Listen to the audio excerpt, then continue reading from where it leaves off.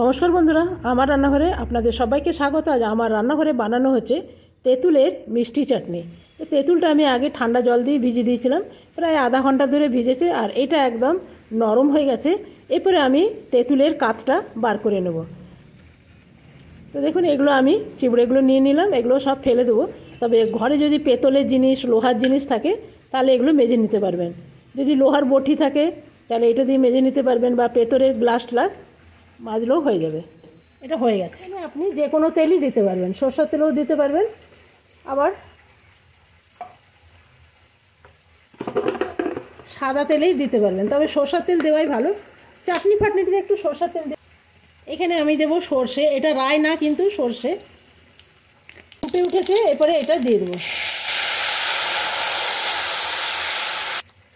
এখানে দিয়ে দেবো নুন, এখানে দিয়ে দেবো হলুদ, এখানে দিয়ে দেবো একটু ঝাল লঙ্কা, এখানে দিয়ে দেবো একটু কাশ্মীরি লঙ্কা, এখানে দিয়ে দেবো একটু গুড়।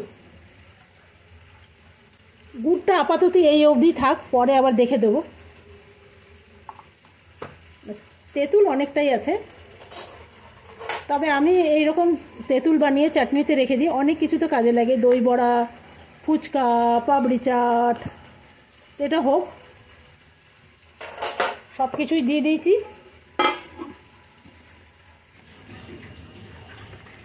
এটার কালারটা ভীষণ সুন্দর এসছে, তবে আর একটু হবে, আর একটু জল জল আছে না, আর একটু গাঢ় হবে। আমি গ্যাসের ফ্লেমটা একদম লো করে দিয়েছি, কারণ গুড়ের জিনিস না, একটু আস্তে আস্তে আঁচ করে করাই ভালো। তাহলে কি হবে, কালারটাও ভালো আসে, আর যদি আপনি একটু অন্যমনস্ক হয়ে যান তাহলে নিচটা ধরে যেতে পারে।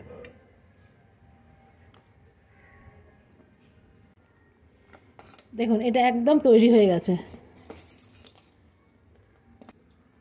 এটাতে আমি দেবো অল্প ভাজা জিরের গুঁড়ো।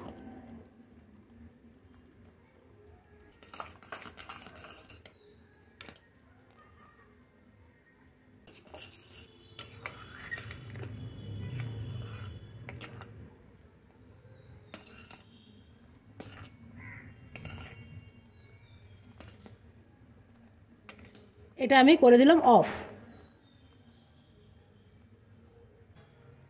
দিয়ে দিলাম একটা কভার। এটা ঠান্ডা হোক। দেখুন, আমার এই চাটনিটা একদম ঠান্ডা হয়ে গেছে। এরপরে এইরকম নিয়ে নেবো একটা পরিষ্কার জার, যেন একদম শুকনো হয়। এরপরে এর মধ্যে আমি ভরে নেব।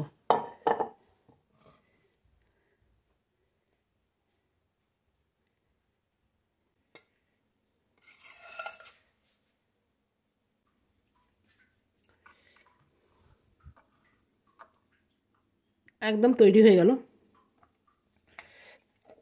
ব্যাস। এটা সবের সাথে চলে যাবে।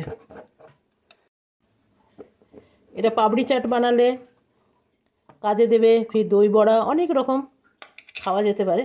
কেমন লাগলো অবশ্যই জানাবেন। আজকের মতন এখানেই শেষ করলাম, ধন্যবাদ।